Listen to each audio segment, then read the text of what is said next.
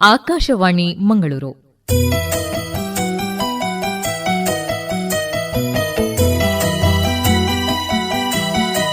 ಸ್ಮೃತಿ ಧ್ವನಿ ಮನದಾಳದ ಮಾತನ್ನು ಮಾಲೆಯಾಗಿಸಿದ ಸ್ಮೃತಿ ಚಿತ್ರದ 3ನೇ ಭಾಗ. ಇಂದಿನ ಈ ಕಾರ್ಯಕ್ರಮದಲ್ಲಿ ಭಾಗವಹಿಸಲಿದ್ದಾರೆ ಕಾಂತಾವರ ಕನ್ನಡ ಸಂಘದ ರೂವಾರಿ, ಹಿರಿಯ ಸಾಹಿತಿಗಳಾದ ಡಾಕ್ಟರ್ ನಾ ಮೊಗಸಾಲೆ.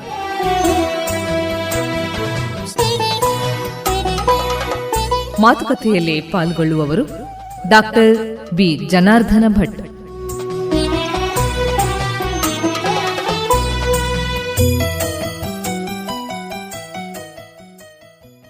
ಇವತ್ತು ನಮ್ಮ ಜೊತೆಗೆ ಇರುವಂತಹ ಕರ್ನಾಟಕದ ಹಿರಿಯ ಸಾಹಿತಿಗಳಾದ ಡಾಕ್ಟರ್ ನಾ ಮೊಗಸಾಲೆ ಅವರಿಗೆ ಸ್ವಾಗತವನ್ನು ಬಯಸ್ತೇನೆ.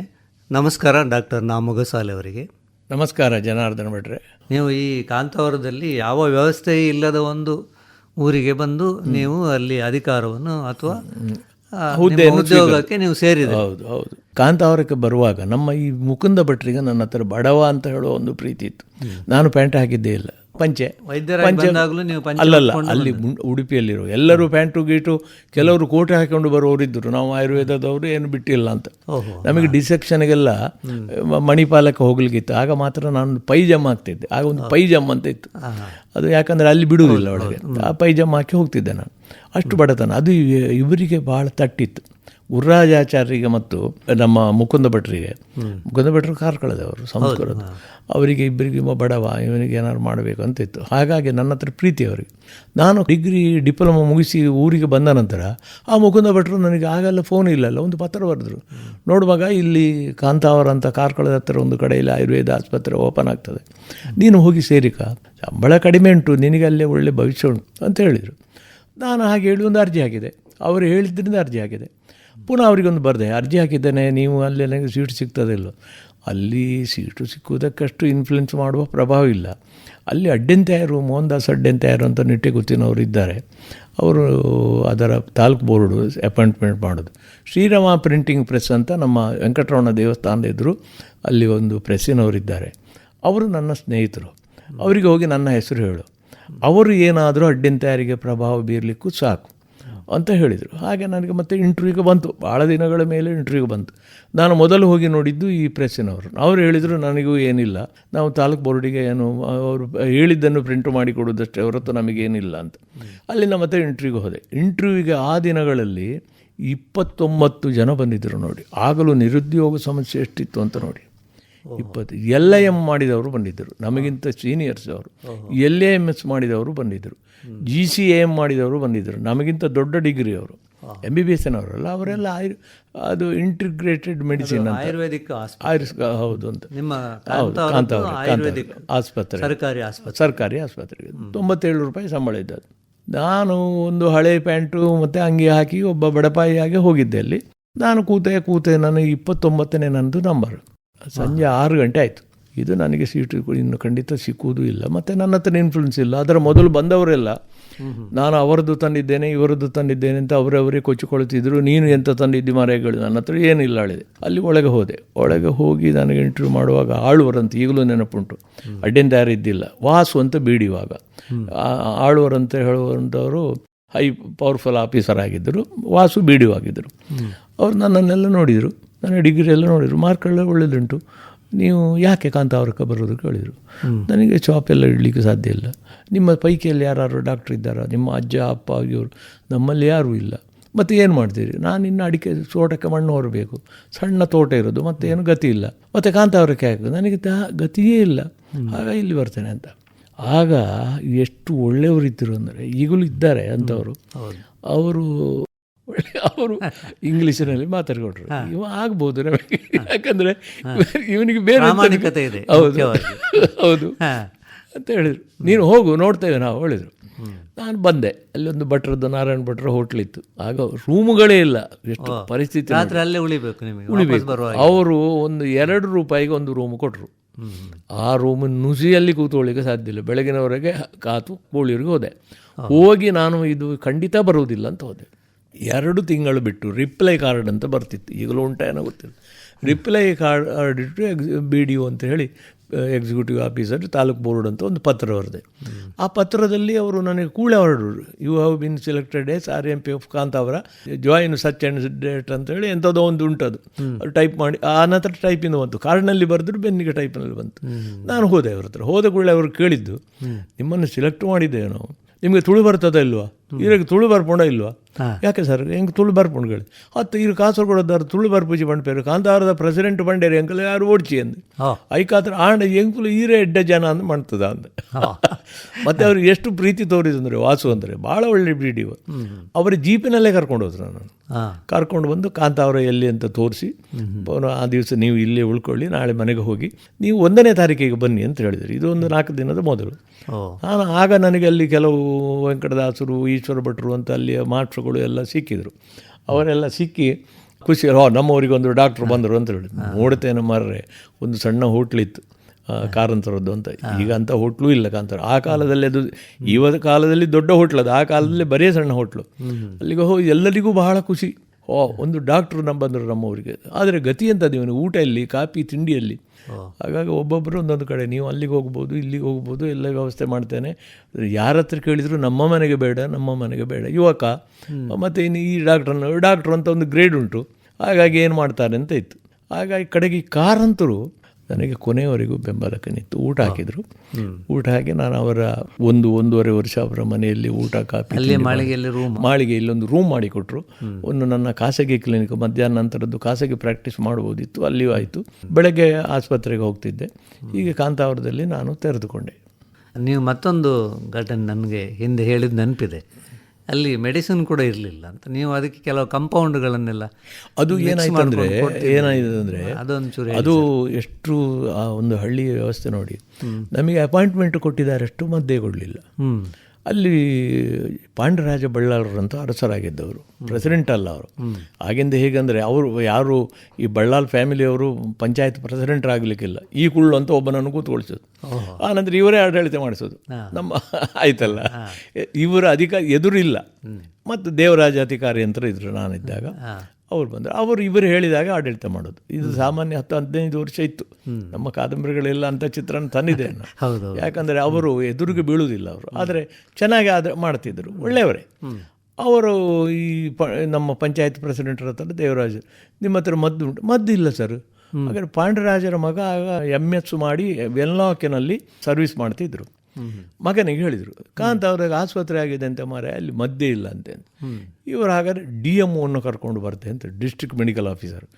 ನನ್ನ ಜೀವನದಲ್ಲಿ ನಾನು ಮತ್ತೆ ಅಂಥ ಆಫೀಸರ್ ಬಂದದ್ದಿಲ್ಲ. ನಾನು ಬಂದು ಸೇರಿ 15 ದಿನ ಆಗುವಾಗ DMO ನಮ್ಮಲ್ಲಿ ವಿಸಿಟ್. ಅವ್ರು ಬಂದು ನೋಡಿದ್ರು, ಕಬಾಟು ಇಲ್ಲ, ಔಷಧವೂ ಇಲ್ಲ, ಎಂಥದ್ದು ಇಲ್ಲ ಮಾರೆ, ನೀನು ರಿಪೋರ್ಟ್ ಮಾಡೋದು. ಸಾರ್ ಹೇಳಿ, ನಾನು ಹೊಸ ಅಪಾಯಿಂಟ್ಮೆಂಟ್, ನನಗೆ ಗೊತ್ತೂ ಇಲ್ಲ, ಮತ್ತು ಹಾಗಾಗಿ ಎಂತ ಮಾಡೋದು ಅಂತ. ಅದಕ್ಕೆ ಅವ್ರು ಹೇಳಿದರು, ನಾನು ಇಲ್ಲದೆ ವೆನ್ಲಾಕ್ ಆಸ್ಪತ್ರೆಯಿಂದ ಮಿಕ್ಸರ್ಗಳೆಲ್ಲ ಕಳಿಸ್ತೇನೆ, ಕೆಲವು ಪೌಡರ್ ಎಲ್ಲ. ನನಗೆ ಮಿಕ್ಸರ್ ಮಾಡಲಿಕ್ಕೆ ಗೊತ್ತುಂಟಾ ಕೇಳಿದ್ರು ನನ್ನ ಹತ್ರ, ಅಲೋಪೆಥಿಕ್ಕಿಂದದು. ನನಗೆ ನಮ್ಮ ಆಯುರ್ವೇದ ಕಾಲೇಜಿನ ಅದೆಲ್ಲ ಸ್ವಲ್ಪ ಕಳಿಸಿದ್ದಾರೆ.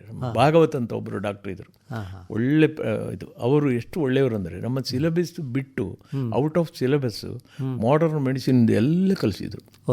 Typhoid, pneumonia, pathology, pharmacology. ಹೌದಪ್ಪ, ಫಾರ್ಮಕಾಲಜಿ, ಮೆಡಿಸಿನ್ ಅವರೆಲ್ಲ ಸೆಪರೇಟ್ ನೋಟ್ಸ್ ಮಾಡಿಕೊಳ್ಳಿ. ಇದು ನಿಮಗೆ ನಾಳೆ ಪ್ರಾಕ್ಟಿಕಲ್, ಇದು ಬೇಕಾಗ್ತದೆ. ನಿಮ್ಮ ಆಯುರ್ವೇದ ಖಾಲಿ ಹಿಡ್ಕೊಂಡ್ರೆ ನೀವು ಹಳ್ಳಿಯಲ್ಲಿ ಬದುಕೋದಿಲ್ಲ ಅಂತೇಳಿ ಎಷ್ಟು ಒಳ್ಳೆಯವರಿದ್ದರು ನೋಡಿ. ಅದೆಲ್ಲ ನೋಟ್ಸ್ ಮಾಡಿಕೊಂಡಿದ್ದೆ. ಹಾಗಾಗಿ ಮಿಕ್ಸ್ಚರ್ ಯಾವುದಕ್ಕೆ ಯಾವುದು ಸೇರಿಸಬೇಕು ಅಂತ ನನಗೆ ಸ್ವಲ್ಪ ಗೊತ್ತುಂಟು ಸರ್ ಅಂತ.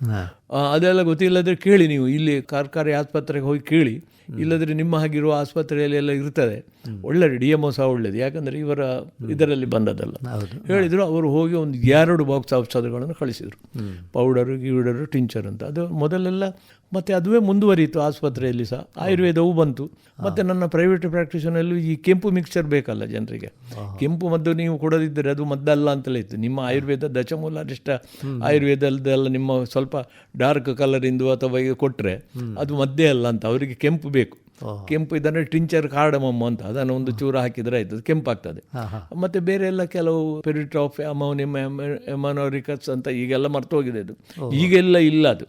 ಆನಂತರ ಸ್ವಲ್ಪ ಕಾಲ ರೆಡಿಮೇಡ್ ಮಿಕ್ಸರ್ಗಳ ಕಾಲ ಬಂತು. ಅಲೋಪೆಥಿಕ್ಕಿಂದ ಎಲ್ಲ ಉಂಟಲ್ಲ, ಒಂದು 10 ವರ್ಷ ಶುರುವಾಯಿತು. ಈಗ ಯಾವ ಮಿಕ್ಸರೂ ಇಲ್ಲ. ಈಗೆಲ್ಲ ನಿಮ್ಮ ಟ್ಯಾಬ್ಲೆಟ್ಸ್ಗಳು ಆಯುರ್ವೇದದಲ್ಲಿ ಉಂಟು, ಅಲೋಪೆಥಿಕ್ ಸೈಡ್ನಲ್ಲಿ ಮಿಕ್ಸರ್ಗಳು ಕೊಡುವ ಕ್ರಮವೇ ಬಿಟ್ಟು ಹೋಯ್ತು ಈಗ. ಅದು ನೀವೇ ಆಗ ಮಿಕ್ಸ್ ಮಾಡ್ಕೊಂಡು ಕೊಡಬೇಕು. ಒಂದು ಮಾರ್ಟರ್ ಅಂತ ಇತ್ತು, ಅದನ್ನೆಲ್ಲ ಅರಿಲಿಕ್ಕೆ ಇತ್ತು, ಪೌಡರು ಗಿೌಡರ್ ಎಲ್ಲ ಹಾಕಿ ಅರಿದು ಅದಕ್ಕೆ ಟಿಂಚರ್ ಹಾಕಿ ಮತ್ತೆ ನೀರು ಹಾಕೋದು. ಹಾಗಾಗಿ ಇಷ್ಟು ನೀರು ಬೆರೆಸಬೇಕಂತ ಉಂಟು, ಅದಕ್ಕೆ ಒಂದು ಕ್ಯಾಲ್ಕುಲೇಷನ್ ಉಂಟು. ಅದು ಆ ಡೈಫರೆಟಿಕ್ ಅಂತ ಹೇಳಿದರೆ ಬೆವರ್ಲಿಕ್ಕೆ ಇರುವಂಥದ್ದು. ಆ ನಂತರ ಇದು ಕಾರ್ಡಮಮ್ ಮಿಕ್ಸರ್ ಅಂತ ಇತ್ತು, ಜೀರ್ಣಕ್ಕಿದ್ದದ್ದು. ಆ ನಂತರ ಬೆನೆಡಿಕ್ಟ್ ಸೊಲ್ಯೂಷನ್ ಅಂತ ಇತ್ತು, ಈಗ ಸರಿ ನೆನಪೋರುದಿಲ್ಲ ಎಲ್ಲ. ಅವುಗಳನ್ನೆಲ್ಲ ನೀವೇ ಹೊಂದಾಣಿಕೆ ಮಾಡಿಕೊಂಡು ಅಲ್ಲಿ ಅವರು ಒಳ್ಳೆ ಒಂದು ಆಸ್ಪತ್ರೆಯನ್ನು ಕಟ್ಟಿದ್ರಿ. ನೀವು ಕಟ್ಟಿದೆ ಅಂತಲ್ಲ, ಒಳ್ಳೆ ಹೆಸರು. ನಾನು ಕಟ್ಟಿದೆ ಅಂತ ಹೇಳಿ ನಾನು ಕೊಚ್ಚಿಕೊಳ್ಳಿಕ್ಕೆ ಆದ್ರೆ ಏನು ಒಂದು ಬೆಂಚು ಏನೂ ಇಲ್ಲದ ಕಡೆಯಲ್ಲಿ ಒಂದು ಡಾಕ್ಟರ್ ಇದ್ದಾರೆ ಅಂತ ಒಂದು ಫೆಸಿಲಿಟೀಸ್ ಅನ್ನು ಮಾಡಿದೆ. ಇದರಿಂದ ಆದ ಪ್ರಯೋಜನ ಏನೆಂದರೆ ನನ್ನ ಖಾಸಗಿ ಕ್ಲಿನಿಕ್ ಇದಕ್ಕಿಂತ ಹೆಚ್ಚು ಶೈನ್ ಆಯಿತು. ಅವು ಬೊಡ್ಚಿ ಆ ಕೆಂಪು ಆಕಲ ಪ್ರಯೋಜನ ಇದ್ದು ಈರು ಅಂತ ಕೊರಲೆ ಅಂತ ನಮ್ಮ ಪಂಚಾಯತ್ ಅಧ್ಯಕ್ಷರು ನೀವು ತೊಂದರೆ ಅಂತೇಳಿ ನನ್ನ ಹತ್ರ ದುಡ್ಡಿಲ್ಲ ಹೇಳಿದೆ. 30 ರೂಪಾಯಿ ತೆಗೆದುಕೊಟ್ರು. ನೀವು ಒಳ್ಳೆ ಮದ್ದುಗಳನ್ನು ತಂದಿಡಿ, ನಾನು ಹೇಳ್ತೇನೆ ಊರಿನವರಿಗೆ, ನೀವು ಸುಮ್ಮನೆ ಡಾಕ್ಟ್ರ್ ಇಲ್ಲಿ ಗೌರ್ಮೆಂಟ್ ಅಂತ ಕೂತರಾಗಲಿಲ್ಲ. 30 ರೂಪಾಯಿನ ನಾನು ಖಾಸಗಿ ಚಿಕಿತ್ಸೆ ನಾಲೇನು ಮಾಡಿ ಚೀನಶೆಟ್ಟಿ ಅಂತ ನೋಡಿ ಎಂಥವ್ರು ಇರ್ತಿದ್ರು. ಆ 30 ರೂಪಾಯಿ ಇವತ್ತು 30,000 ಕೊಟ್ಟದ್ದಕ್ಕೆ ಅಂತ ನೋಡೋದು. ನಾವು ಮನೆಯಲ್ಲಿ ಹೊರಡುವಾಗ ದುಡ್ಡು ಕೊಡಲಿಲ್ಲ, ಅವರು ಬಸ್ ಫೇರ್ ಕೊಟ್ಟಿದ್ರು. ನೀವು ಕೆಲಸ ಆಗಿದೆ ಅಲ್ಲ ಮಾರೆ, ಅವ್ರಿಗೆ ಗೊತ್ತೂ ಇಲ್ಲ. ನನ್ನ ಹಿರಿಯರಿಗೆ ಸಂಬಳ ಬರ್ತದೆ, ನಾವು ಹೋದ ಕೂಡಲೇ ಸಂಬಳ ಬರ್ತದೆ. ನನಗೆ 11 ತಿಂಗಳು ಸಂಬಳವೇ ಇರಲಿಲ್ಲ. 11 ತಿಂಗಳು ಸಂಬಳ ಇರಲಿಲ್ಲ. ಊಟ ಖಾರ ಅಂತರು ಧರ್ಮಕ್ಕೆ ಆಗ್ತಿದ್ರು. ಧರ್ಮಕ್ಕೆ ಅಂದರೆ ಹಾಗಲ್ಲ, ನಿಮಗೆ ಆದಾಗ ಕೊಡಿ ಅಂತ. ಅವ್ರದ್ದಿಲ್ಲ, ಖರ್ಚಿಲ್ಲ, ಬಟ್ಟೆ ಬರೆಗೆ ಲಾಂಡ್ರಿ ಕೊಡಲಿಕ್ಕೆ ಯಾವುದಿಲ್ಲ. ಕಾರ್ಕಳಕ್ಕೆ ಹೋಗೋರೆ 15. ನಾನೊಂದು ಬಾವಿ ಕಟ್ಟೆಗೆ ಹೋಗೋದು, ಅಲ್ಲಿ ತೊಳಿರು, ಟಾಯ್ಲೆಟ್ ಇಲ್ಲ, ಗುಡ್ಡೆಗೆ ಹೋಗಬೇಕು ತಂಬಿಗೆ ತಗೊಂಡು. ಈ ರೀತಿಯಲ್ಲೇ ಇದ್ದೆ ಅಲ್ಲಿ. ಅದನ್ನು ನನಗೆ ಅಭ್ಯಾಸ ಆಯಿತು. ಮತ್ತು ಆಗ ಅದು ದೊಡ್ಡ ಫ್ಯಾಷನ್ ಇದಲ್ಲ, ಯಾಕಂದರೆ ನಾವು ಮನೆಯಲ್ಲಿ ಊರಲ್ಲಿ ಸಮೇತ ತಂಬಿಗೆ ತಗೊಂಡೇ ಹೋಗಬೇಕು. ಅದು ಹಾಗಾಗಿ ಇದೇನು ಮುಜಗರ ಪಡುವಂಥದ್ದು ವಿಷಯ ಆಗಿರಲಿಲ್ಲ. ಎಲ್ಲಿ ನಾವು ಹೋಗಿ ಮೂತ್ರ ಮಾಡ್ತಿದ್ದೆವೋ ಅಲ್ಲಿಯೇ ಕನ್ನಡ ಭವನವನ್ನು ಎಬ್ಬಿಸಿದ್ದು ನೋಡಿ. ಅದು ಅಲ್ಲಿ ಕುರುಚಲು ಗಿಡಗಳು ಮತ್ತು ನಿಮ್ಮ ಈ ನಾಚಿಕೆ ಮುಳ್ಳಿನ ರಾಶಿ ಇತ್ತಲ್ಲಿ. ಅಲ್ಲಿಗೆ ಮಣ್ಣು ಸುಮಾರು ಒಂದು 50 ಲೋಡು ಮಣ್ಣನ್ನು ಹಾಕಿ ಅದನ್ನು ಲೆವೆಲ್ ಮಾಡಿಸಿ ಅಲ್ಲಿ ಕನ್ನಡ ಭವನ ಅಂದಿದ್ದು. ನಾನಲ್ಲಿ ಕನ್ನಡ ಭವನ ಹೇಳ್ತದೆ ಅಂತ 65ಕ್ಕೆ ನೆನೆಸಲೇ ಇಲ್ಲ. ಅದೇ ಈಗ ನೀವು 1965 ನವೆಂಬರ್ 1ಕ್ಕೆ ಅಲ್ಲಿ ಬಂದದ್ದು, ನಿಮ್ಮ ಸೇವೆಯನ್ನು ಪ್ರಾರಂಭಿಸಿ. ಹೌದು, ಕಾಂತವರಕ್ಕೆ ಕಾಲಿಟ್ಟದ್ದು ಕನ್ನಡ ರಾಜ್ಯೋತ್ಸವದ ದಿವಸ. ಹೌದು. ಹಾಗಾಗಿ ಈಗಲೂ ಕೂಡ ಅಲ್ಲಿ ಕಾಂತವರ ಉತ್ಸವ ಅಂತ ನೀವು ಮಾಡ್ತೇವೆ. ಈಗ ನಾವು ಇನ್ನು ಕೂಡ ನಿಮ್ಮ ಕೆಲವು ಸಂಘಟನೆಗಳ ಬಗ್ಗೆ ನಾವು ಹೇಳಿಲ್ಲ. ನನ್ನದೇ ಅಂದ್ರೆ ನೀವು ಯಾಕೆ ಅಂತದ್ದೆಲ್ಲ ಸಂಘಗಳನ್ನು ಕಟ್ಟಿದ್ರಿ? ಈಗ ಸಂಘವನ್ನು ನಿಮಗೆ ಅಷ್ಟು ಧೈರ್ಯ ಹೇಗೆ ಬಂತು? ಧೈರ್ಯ ಬಂದದ್ದಲ್ಲ, ತಿಂಗಳು ನೀವು ಹೇಳ್ತೀರಿ ಸಂಬಳವೂ ಇರಲಿಲ್ಲ. ಸಂಬಳವೂ ಇದ್ದಿಲ್ಲ. ಇಂತಹ ಒಂದು ಅಲ್ಲ, ಸಂಬಳದ್ದು ನೋಡಿ. ಒಂದು ದಿವಸ ಈ ಸೀನಾ ಸೆಟ್ರು ಕೇಳಿದ್ರು, ಇಡೀ ಸಂಬಳ ಪಂಚಾಯತ್ ಹೇಗಿದ್ದರು ಆ ಕಾಲದ ನನ್ನ ಚಿತ್ರಗಳು ಕೆಲವು ಆದರ್ಶ ವ್ಯಕ್ತಿಗಳನ್ನು ಕಾದಂಬರಿಗಳು ಚಿತ್ರ. ಆಗ ಅನೇಕರಿಗೆ ಇದೆಲ್ಲ ಸುಳ್ಳು, ಇವರು ಸುಮ್ಮನೆ ಬಂಡಲ್ ಬರೀತಾರ ಅಂತ ಕಾಣ್ಬೋದು. ಅಂದರೆ ಸುಳ್ಳು ಸೃಷ್ಟಿಸ್ತಾರೆ. ಸೀನಾ ಸೆಟ್ರು ಒಂದು ದಿವಸ ಇರೇ ಸಂಬಳ ಬತ್ತಂಡ ಅಂತ ಕೇಳಿದರು. ಇದ್ಯತ್ತ ಸರ್, ಯಾವ ಸಮಯ ಆಡು ವರ್ಮ ತಿಂಗಳು ಹಿಡಿದಿಲ್ಲ, ಸಂಬಳ ಇದೆಯಾ ಮುಖದ ಅದು ಕಾರಂತರಲ್ಲಿ ಊಟ ಕೊಡ್ತಾರೆ. ಪೊಯ್ ಅಂತ ಬಳ್ಳಾಳರ ಮನೆಗೆ ಹೋದರು. ಬಳ್ಳಾಳರ ಮನೆಗೆ ಹೋದಾಗ ಬಳ್ಳಾಳರಿಗೆ ಇವರು ಮೊದಲು ಹೇಳಿದ್ದಾರೆ ಡಾಕ್ಟರ್ನ ಕರ್ಕೊಂಡು ಬಸ್ಸಿನಲ್ಲಿ. ಆಗ ಬಸ್ ಇದು ಏನಿಲ್ಲ, ಭಾಳ ಬಳ್ಳಾಳರ ಮನೆ. ಹೌದು, ಬಳ್ಳಾಳರದ್ದು ಮೂಡಬಿದ್ರೆಯಲ್ಲಿ ಅವರದ್ದು ಬಿಡಾರ ಇತ್ತು. ಅವರು ಮೂಡಬಿದ್ರೆಯಲ್ಲೇ ಅರಸ. ಬಳ್ಳಾಳರು ಮಂಗಳೂರಲ್ಲಿ, ಮತ್ತೆ ಅವರು ಹೋದ ಅವರ ಮಕ್ಕಳು. ಹೌದು, ಪಾಂಡ್ಯರಾಜ ಬಳ್ಳಾಳರು ಮೂಡಬಿದ್ರೆಯಲ್ಲಿ ಇದ್ದದ್ದು. ಅಲ್ಲಿಗೆ ಇವರು ಮೊದಲು ಹೇಳಿದ್ದಾರೆ ಡಾಕ್ಟ್ರಲ್ಲೇ ತೊಂದು ಬರ್ಪೆ ಅಂತ. ನಾವು ಬಿಳುವಾಯವರಿಗೆ ನಡೆದು ಹೋದಾಗ ಬಸ್ ಇಲ್ಲ, ಅಲ್ಲಿಂದ CPC ಬಸ್ಸಿನ ಎಲ್ಲಿ ಹೋದೆವು. ಅಂದರೆ 66 ಸುಮಾರಿಗೆ. ಅವರು ಒಂದು ಕಾಪಿ ಎಲ್ಲ ಕೊಟ್ಟು ನನ್ನನ್ನೊಂದು ಇದು ಮಾಡಲಿಲ್ಲ, ಕೀಳಂದಾಜಿಸಿರಲಿಲ್ಲ, ಮರ್ಯಾದೆ ಕೊಟ್ಟರು. ಡಾಕ್ಟ್ರ್ ಅಂತ ಕೂತು, ನಮ್ಮ ವೇಷ ನೋಡಿದರೆ ನಾವು ಡಾಕ್ಟ್ರ್ ಅಂತ ಹೇಳಲಿಕ್ಕಿಲ್ಲ. ಹಳೆ ಪ್ಯಾಂಟು, ಹಳೆ ಶರ್ಟು, ಕೂತ್ಕೊಳ್ಳಿ ಗೌರವ ಕೊಟ್ಟು ಕುರ್ಚಿಯಲ್ಲಿ ಕೂತ್ಕೊಳ್ಳಿ ಹೇಳಿದರು. ಕೂತೆ. ಸಂಬಳ ಬರಲಿಲ್ವ ಕೇಳಿದರು. ನಾನು ಇವರಿಗೆ ಹೇಳಿದ್ದೇನೆ, ನಮ್ಮ MLAಗಳಿಗೆ. ಆಗ ಬ್ರಹ್ಮಾವರದ MLA SD ಸಾಮ್ರಾಜ್ಯರು, SD ಸಾಮ್ರಾಜ್ಯರು ಅಂತ ಇದ್ರಲ್ಲ, ಅವರು ಬ್ರಹ್ಮಾವರದಲ್ಲಿ ಒಂದು ಸಲ MLA ಆಗಿದ್ದರು. ಬ್ರಹ್ಮಾವರ ಕಾನ್ಸ್ಟಿಟ್ಯೂನ್ಸಿ ಮೂಡಬಿದಿರೆ ಅವರು ಚಿರ್ತಾಡಿ. ಅವರು ಬಂದರು. ಬಂದ ಕೂಡಲೇ ನೋಡಿ, ಇವರೇ ಡಾಕ್ಟ್ರು ಕಾಂತಾವರದವರು, ಇವರಿಗೆ ಸಂಬಳ ಬರಲಿಲ್ಲ ಸಾಮ್ರಾಜ್ಯರೇ, ನೀವು ಇವರಿಗೊಂದು ಮಾಡಬೇಕಾ ವ್ಯವಸ್ಥೆ. ಅವರು ಬ್ರಹ್ಮಾವರದ MLA, ನಾನು ಕಾರ್ಕಳ ತಾಲೂಕಿನ ಕಾಂತಾವರದ ಒಬ್ಬ. ಹೌದಾ, ಅದು ನಿಮ್ಮದೆಲ್ಲ ಡೀಟೇಲ್ ಕೊಡಿ, ನನಗೆಲ್ಲ ನಾಳೆ ಕಳಿಸಿಕೊಡಿ, ನಾನು ಅದನ್ನು ನೋಡ್ತೇನೆ ಹೇಳಿದರು. 1 ತಿಂಗಳಲ್ಲಿ ಸಂಬಳ ಬಂತಲ್ಲ, 9 ತಿಂಗಳದ್ದು. ಅವ್ರಿಗೆ ಎಂತ ಮಾಡಿದರೆ ಗೊತ್ತಿಲ್ಲ, ಮಿರಾಕಲ್ ನೋಡಿ ಹೇಗೆ ಮಾಡಿದ್ದಾರೆ ನೋಡಿ. ಹಾಗಾಗಿ ಆ ರೀತಿ ನನಗೆ ಜನರದ್ದು ಉಪಕಾರ ಇತ್ತು, ಜನರು ಎಷ್ಟು ಮಾಡಿದ್ದಾರೆ ಅಂತ ಹೇಳಿ. ಹಾಗಾಗಿ ಸಂಘಗಳ ಬಗ್ಗೆ ಮಾಡಿದ್ದು ಇಲ್ಲಿ. ಹಾಗೆ ನಾನು 66ನೇ ಇಸವಿ ಆಗುವಾಗ ನಾನು ಒಬ್ಬನೇ ಇರಬೇಕಲ್ಲ, ಉಪ್ಪರಿಗೆ ಮೇಲೆ ಒಬ್ಬನೇ, ಮನುಷ್ಯರಿಲ್ಲ. ಹಾಗಾಗಿ ಮಾಸ್ಟರ್ ಪೇಟೆ ಅಂದರೆ ಯಾರೂ ಇಲ್ಲ. ದೇವಸ್ಥಾನ ಬಿಟ್ಟರೆ ಒಂದು ಜಿನಸಿನ ಅಂಗಡಿ, ಕಾರಂತರ ಹೋಟೆಲ್. ದೇವಸ್ಥಾನಕ್ಕಾದರೂ ಸಂಜೆ ರಾತ್ರಿ ಅಲ್ಲ ಓಪನ್ ಮಾಡೋದು, ಯಾರು ಅಲ್ಲ, ಬೆಳಗ್ಗೆ ಬರ್ತಿದ್ರು, ಆದರೆ ಜನ ಎಲ್ಲ ಈಗಿನ ಹಾಗೆ ಇದ್ದಿಲ್ಲ. ಎದುರೊಂದು ಸೆಲೂನ್ ಇತ್ತು, ಈಚೆಯಿಂದ ಒಂದು ಗೂಡಂಗಡಿ ಇತ್ತು, ಆ ನಂತರ ಒಂದು ಕಾರಂತರ ಹೋಟೆಲ್, ಮತ್ತೊಂದು ಜಿನಸಿ ಅಂಗಡಿ ಇತ್ತು. ಅದೆಲ್ಲ ನನ್ನದು. ಇವತ್ತು ಸೀತಾಪುರದ ಬೀದಿಗಳದ್ದೆಲ್ಲ ಮಾಡೋದು ಅಷ್ಟೇ, ಅದರಿಂದ ಹೆಚ್ಚು ಬೀದಿಯೇ ಅಲ್ಲ, ಬೀದಿ ಅಂತ ಅದರ ಹಾಗೆಲ್ಲ ಸ್ವಲ್ಪ ಅದಕ್ಕೆ ರೂಪಕ ಅದು ಆಯ್ತೆ ಆಗಿತ್ತು. ಅವರು ನಾನೆಂತ ಮಾಡೋದು, ಸುಮ್ಮನೆ ಕೂತ್ಕೊಳ್ಬೇಕಲ್ಲ. ಈ ಸಾಹಿತ್ಯದ ಹುಚ್ಚಿತ್ತು, ಓದಲಿಕ್ಕಿತ್ತು. ಯಾರ ಹತ್ರ ಮಾತಾಡೋದು? ಮಾಸ್ಟ್ರುಗಳಿದ್ದರು ಸಮೇತ. ಆಗ ಹೆಸರು ಹೇಳುವುದಿಲ್ಲ. ಅಲ್ಲಿ ಕಾಂತಾವರ ಬೀದಿ ಶಾಲೆ ಇತ್ತು, ಅಲ್ಲಿ ನವರಾತ್ರಿ ಇದ್ದೆಲ್ಲ ಆಗ್ತಿತ್ತು. ಅಲ್ಲಿ ಮಾಸ್ಟ್ರುಗಳು ತುಂಬ ಸಾಹಿತ್ಯದ ಅಲ್ಲದಿದ್ದರೂ ಅವರು ಶಾಲೆಗೆ ಬೇಕಾಗಿ ಸಾಂಸ್ಕೃತಿಕ ಕಾರ್ಯಕ್ರಮಗಳದ್ದೆಲ್ಲ ಇತ್ತು. ಬೇಲಾಡಿ ಶಾಲೆ ಸ್ವಲ್ಪ ಅದಕ್ಕಿಂತಲೂ ಹೆಚ್ಚು ಪ್ರಸಿದ್ಧಿ ಇತ್ತು, ಬೇಲಾಡಿ ಶಾಲೆ ಅಂತ. ಅದು ಕಾಂತಾವರ ಗ್ರಾಮದ ಸೆಂಟರ್ ಪ್ಲೇಸಿನಲ್ಲಿರುವಂಥದ್ದು. ಅಲ್ಲಿ ಚೆನ್ನಾಗಿತ್ತು ಅದು. ಅಂತೂ ಮಾಸ್ಟರ್ಗಳು ಸ್ವಲ್ಪ ಸಾಹಿತ್ಯದ ಆಸಕ್ತಿಯವರು ಇದ್ದರು. ಆದರೂ ಸಾಹಿತ್ಯದ ಇದಕ್ಕೆಲ್ಲ ಸೇರಿಸಲಿಕ್ಕೆ ನನಗೂ ಅನುಭವ ಇದ್ದಿಲ್ಲ, ಮತ್ತು ಇದೂ ಇದ್ದಿಲ್ಲ. ಈ ಯುವಕರು ಸುಮ್ಮನೆ ಸಂಜೆ ಹೊತ್ತಿಗೆಲ್ಲ ತಿರುಗುತ್ತಾ ಇದ್ದರು, ಏನೂ ಇದ್ದಿಲ್ಲ, ಸುಮ್ಮನೆ ಪೋಲಿ ತಿರುಗಿದಾಗೆ ತಿರುಗುತ್ತಿದ್ರು. ಪೋಲಿಗಳೆಲ್ಲ, ಆದರೆ ಏನು ಕೆಲಸ ಇಲ್ಲದೆ ಸೋಮವಾರ ಬರೆದು ಬೀಡಿ ಎಳೆಯೋದು, ಗೂಡಂಗಡಿಯಲ್ಲಿ ಕೂತ್ಕೊಳ್ಳೋದು, ಹೋಗೋದು. ನಾನು ಕೋಳಿಯೂರಲ್ಲಿ ಯುವಕ ಮಂಡಲ ನೋಡಿದ್ದೆ. ನನ್ನ ಅಣ್ಣಂದಿರೆಲ್ಲ ಯುವಕ ಮಂಡಲಕ್ಕೆ ಸೇರಿದ್ದರು. ನಾನು ಕೋಳಿಯೂರಲ್ಲಿ ಇದ್ದಷ್ಟು ಸಮಯ ನನ್ನ ಚಿಕ್ಕಪ್ಪ ಅವರು ಸಾಯುವವರೆಗೂ ಲೈಬ್ರರಿಯಿಂದ ಪುಸ್ತಕ ತಂದು ಒಂದು 50-100 ಪುಸ್ತಕ ಅಥವಾ ಜಾಸ್ತಿ ಓದಿರ್ಬೋದು. ನನ್ನ ಚಿಕ್ಕಮ್ಮನೂ ಓದ್ತಿದ್ದರು. ಅವರಿಗೆ ಕೊನೆಗೆ ನನ್ನ ಚಿಕ್ಕಪ್ಪನಿಗೆ ಇದ್ದದ್ದು ಓದುವ ಹುಚ್ಚು ಮಾತ್ರ. ಅವರು ಒಳ್ಳೆ ಓದುವವರು, ದೊಡ್ಡಕ್ಕಲ್ಲ, ಸಣ್ಣಕ್ಕೆ ಓದಿ ನೋಡು. ಒಂದು ಸಣ್ಣ ಕಾದಂಬರಿ ಆದರೆ 2 ದಿವಸದಲ್ಲಿ ಮುಗಿಸ್ತಿದ್ರು. ನನ್ನ ಕಾದಂಬರಿಗಳೆಲ್ಲ ಅವರು ಜೀವಂತ ಇರೋವರೆಗೂ ಓದಿದ್ದಾರೆ. ಎಂಥ ಬರೀತಿ ಮಾರಾಯ ನೀನು ಅಂತ ಹೇಳ್ತಿದ್ರು ಅವರು. ಅದನ್ನು ನೆನಪಾಗಿ ಇಲ್ಲಿ ಮೆಲ್ಲ ಬೀಜ ಬಿತ್ತಿದೆ ಒಬ್ಬರು ಮಾಸ್ಟರ್ ಹತ್ರ. ನಾವೊಂದು ಯುವಕ ಮಂಡಲ ಮಾಡುವನು ಮಾಸ್ಟ್ರೇ. ಯುವಕ ಮಂಡಲ ಎಲ್ಲ ಆಗಲಿಕ್ಕಿಲ್ಲಲ್ಲ. ಅಲ್ಲೇ ನಾನೇ ಕೈಯಲ್ಲಿ ಒಂದು ಬರೆದು ಒಂದು 30-40 ಜನರಿಗೆ ನನಗೆ ಬರ್ತಿದ್ದ ಪೇಷಂಟ್ಗಳ ಮೂಲಕ ಆಗ 1 ವರ್ಷದಲ್ಲೇ ನಾನು ಅಲ್ಲಿ ಪಿಕಪ್ ಮಾಡಿಕೊಂಡೆ, ಯಾರು ಈ ಊರಿನಲ್ಲಿ ಸೇರ್ಬೋದು ಅಂತ. ಆಗ ಒಂದು 10-30 ಜನರನ್ನು ಸೇರಿ ಬಂದಿರಲ್ಲ ಮಾರ್ಯಾರೆ ಶಾಲೆಗೆ. ಅಲ್ಲಿ ಯುವಕ ಮಂಡಲದ್ದು ನನ್ನ ಅನುಭವ ಎಲ್ಲ ಹೇಳಿದೆ, ಹೀಗೆ ಮಾಡುವಳಿ ಏನು ಖಂಡಿತ ಏನೋ ಜನರಿಗೆ ಸೇರಿ ಮಾಡ್ಬೋಗ ಅಂತೇಳಿ ಆಯಿತು ಯುವಕ ಮಂಡಲ. ಅದು ಅಯಾಚಿತವಾಗಿ ಆಯಿತು. ಮತ್ತು ಜನ ಬೆಂಬಲ ಮಾಡಿದರು, ಶಾಲೆ ಮಾಸ್ಟರ್ಗಳೆಲ್ಲ ಸೇರಿದ್ರಲ್ಲ, ಹಾಗಾಗಿ ಅದು ಆಯಿತು. ಮತ್ತು ಅದು ಅದ್ಭುತವಾಗಿ ನಡೆಯಿತು. ಒಂದು 4 ವರ್ಷ ಉಂಟಲ್ಲ, ಅದರಲ್ಲಿ ನಿಮ್ಮ ಹೊಲಿಗೆ ಕ್ಲಾಸ್ ಆಯಿತು, ಶ್ರಮದಾನ ಆಯಿತು. ಅದೆಲ್ಲ ನಾನು ಪರೋಕ್ಷವಾಗಿ ನನ್ನ ಇದ್ದೂ ಇಲ್ಲದ್ದು ಕಾದಂಬರಿಯಲ್ಲಿ ಬರೆದಿದ್ದೆ. ಎಲ್ಲ ಕಾಲ್ದಾರಿಗಳ ರಿಪೇರಿ ಆಯಿತು, ಯಕ್ಷಗಾನದ ಭಾಗವತಿಗೆ ತಾಳಮದ್ದಳೆ ಸಮೇತ ಟ್ರೈನಿಂಗ್ ಆಯಿತು. ಇಂಥದ್ದೆಲ್ಲ ಆಯಿತು. ಹೌದೌದು, ಅನುಭವಗಳು ಎಲ್ಲ ನನ್ನದನ್ನೇ ಬರೆಯುವುದು, ನಾನು ಬೇರೆ ರೀತಿಯಲ್ಲಿ ಬರೆಯುವುದು, ಅದನ್ನೆಲ್ಲ ಬರೆದೆ. ಅದೆಲ್ಲ ಒಳ್ಳೆಯದಾಯಿತು. ಕೊನೆಗಾಗುವಾಗ ಏನಾಯ್ತಂದರೆ ಅಲ್ಲಿ ರಾಜಕೀಯ ಬಂತು, ಪಕ್ಷ ರಾಜಕೀಯ ಬಂತು. ನಾನು ಆ ಕಾಲದಲ್ಲಿ ಜನಸಂಘದ ಪರವಾಗಿದ್ದೆ. ಜನಸಂಘ ಅಂತ ಇತ್ತು. ಅದರಲ್ಲಿ ಕರ್ನಾಟಕ ವಿಧಾನಸಭೆಗೆ ಮೊದಲು ಆಯ್ಕೆಯಾದವರು ಬೋಳರ ಗ್ರಾಮ ಶೆಟ್ಟರು, ಬೋಳದವರು, ನಮ್ಮ ನೆಕ್ಸ್ಟ್ ಅವರು ಜನಸಂಘದಿಂದ ಆದ್ದು. ನನ್ನ ಪ್ರಥಮ ಓಟನ್ನೇ ಚಲಾಯಿಸಿದ್ದು ಜನಸಂಘಕ್ಕೆ. ಆವಾಗ ನಾನು ಬಂದು 3 ತಿಂಗಳಾದರೂ ಸಮೇತ ಆ ಕಾಲದಲ್ಲಿಯೂ ನನಗೆ ನನ್ನ ಹಿರಿಯರದ್ದೆಲ್ಲ ಜನಸಂಘದ ಬೆಂಬಲ, ಉರಿಮಜಲು ರಾಮ್ ಭಟ್ರು ಎಲ್ಲ ಸಂಬಂಧಿಕರು. ಹಾಗಾಗಿ ಅವರಿಗೆ ಸ್ವಲ್ಪ ಸಪೋರ್ಟ್ ಮಾಡಿ ಬಂದವರಿಗೆಲ್ಲ ಜನಸಂಘ ಓಟು ಮಾಡಲಿ ಹೇಳಿ ದೀಪದ ಚಿಹ್ನೆ ಆಗ ಜನಸಂಘದಲ್ಲಿ ಗೆದ್ದಿದ್ರು ಅವರು. ಹಾಗಾಗಿ ಈಗ ಅಷ್ಟೊತ್ತಿಗೆ ಕಾಂಗ್ರೆಸ್ ಗಾಳಿ ಭೂಮಸೂದೆ ಎಲ್ಲ ಬರಲಿಕ್ಕೆ ಡಾಕ್ಟ್ರು ಜನಸಂಘ ಈ ಮೇರೆಂದಿ ಹೊಂಡ ಸುಖ ಇದ್ದೆ ಅಂತ ಕಾಣಲಿಕ್ಕೆ ಶುರುವಾಗಿ ಗುಸುಗುಸು ಶುರುವಾಯಿತು. ನನಗೆ ಇವರೊಟ್ಟಿಗೆ ಆಗಲಿಕ್ಕಿಲ್ಲ ಖಂಡಿತ, ಯಾಕಂದರೆ ಮಕ್ಕಳೆಲ್ಲ ಸ್ವಲ್ಪ ಭೂಮಸೂದೆ ಗಾಳಿ ಬೀಸಲಿಕ್ಕೆ ಶುರುವಾಗಿದೆ ಇದೆಲ್ಲ. ಮತ್ತು ಒಂದು 2 ವರ್ಷ ಆದ ಕೂಡಲೇ ಅಧಿಕಾರದ ನಾನು ಅಧ್ಯಕ್ಷ ಆದಿತ್ತು. ನಾನೇನು ಪದಾಧಿಕಾರಿ ಆಗಿರಲಿಲ್ಲ, ಅವರಲ್ಲಿ ಶುರುವಾಯಿತು. ನನಗೆ ಅವರ ಕೆಲವು ದುರಭ್ಯಾಸಗಳು, ಕೆಲವರದ್ದು, ಎಲ್ಲರದ್ದಲ್ಲ, ಒಳ್ಳೆಯವರು ತುಂಬ ಇದ್ದರು. ಅಲ್ಲಿಂದ ಮೆಲ್ಲ ಹೊರಗೆ ಬಂದೆ. ನಾನು ದೂರ ನಿಲ್ಲಿಲ್ಲ, ಕಾರ್ಯಕ್ರಮ ಕರೆದೆಲ್ಲ ಹೋಗ್ತಿದ್ದೆ. ಭಾಷಣಗಳನ್ನೆಲ್ಲ ನನಗೆ ಮಾತಾಡಲಿಕ್ಕೂ ಬರ್ತಿದ್ದಿಲ್ಲ. ನಾನು ಭಾಷಣಗಾರನೇ ಅಲ್ಲ, ಮಾತಾಡಲಿಕ್ಕೆಲ್ಲ ನನಗೆ ಸ್ವಲ್ಪ ಆದರೂ ಅಭ್ಯಾಸ ಅದು ಈ ಯುವಕ ಮಂಡಲ.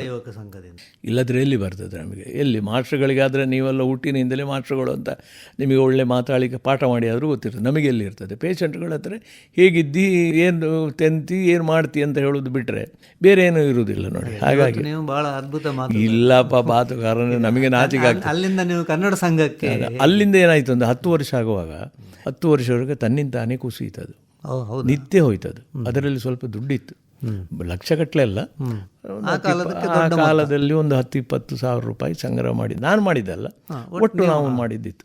ಅದನ್ನು ಕಂಬಳ ಮಾಡಿದರು ಅವರು, ಒಂದು ಕಂಬಳ ಗಿಂಬಳ ಎಲ್ಲ ಮಾಡಿ ಅದನ್ನು ಖರ್ಚು ಮಾಡಿದರು. ಖರ್ಚು ಮಾಡಿ ಆಗುವಾಗ ದುಡ್ಡಿಲ್ಲ ಅಂತ. ದುಡ್ಡಿಲ್ಲ ಆಗುವ ಯಾರಿಗೂ ಸಂಘ ಬೇಡ, ಅಷ್ಟೊತ್ತಿಗೆ ನನಗೊಂದು ಅಸ್ತಿತ್ವ ಬೇಕಲ್ಲ. ಆಗ ನಾನೇನು ಮಾಡೋದು, ಬೇಲಾಡಿ ಶಾಲೆಯದ್ದು ಟಚ್ ನನಗೆ ತುಂಬ ಆಗಿತ್ತು. ಬೇಲಾಡಿ ಶಾಲೆಯಲ್ಲಿ ದಸರಾ ಸಾಹಿತ್ಯ ಕಾರ್ಯಕ್ರಮ ಎಲ್ಲ ತುಂಬ ಚೆನ್ನಾಗಿ ನಡೀತಿದ್ರು. ಆ ಶಾಲೆಯ ಮ್ಯಾನೇಜ್ಮೆಂಟಿನ ಸಂಚಾಲಕರು ಮಾರಣ್ಣ ಮಾಡ ಅಂತ, ನನಗೆ ಹೆಣ್ಣು ಕೊಟ್ಟ ಮಾವನ ಬಹಳ ಸ್ನೇಹಿತರಾಗಿದ್ದರು. ನೀವು ಇದ್ದಾಗಿದ್ದರು ಅವರು ನಮ್ಮ ಮಾವನ ಮನೆಗೆ ಬರೋದು, ಅಲ್ಲೇ ಊಟ ಮಾಡೋದು, ಅಲ್ಲೇ ಹೊರಟೆ ಹೊಡಿಯೋದು, ಅಲ್ಲೇ ಪಟಾಂಗ ಒಂದೊಂದು ರಾತ್ರಿ ಉಳಿತಿದ್ರು. ಮಾವನಿಗೆ ಅತ್ಯಂತ ಆಪ್ತರಾಗಿದ್ದರು. ಅವರನ್ನು ಮದುವೆಯಲ್ಲೂ ಸಹಕಾರ ಮಾಡಿದವರು. ಈಗ ನನ್ನ ಮದುವೆ ಪ್ರಕರಣ ನಿಮಗೆ ಹೇಳಲಿಲ್ಲ, ಅದು ಮತ್ತೆ ಹೇಳೋದು.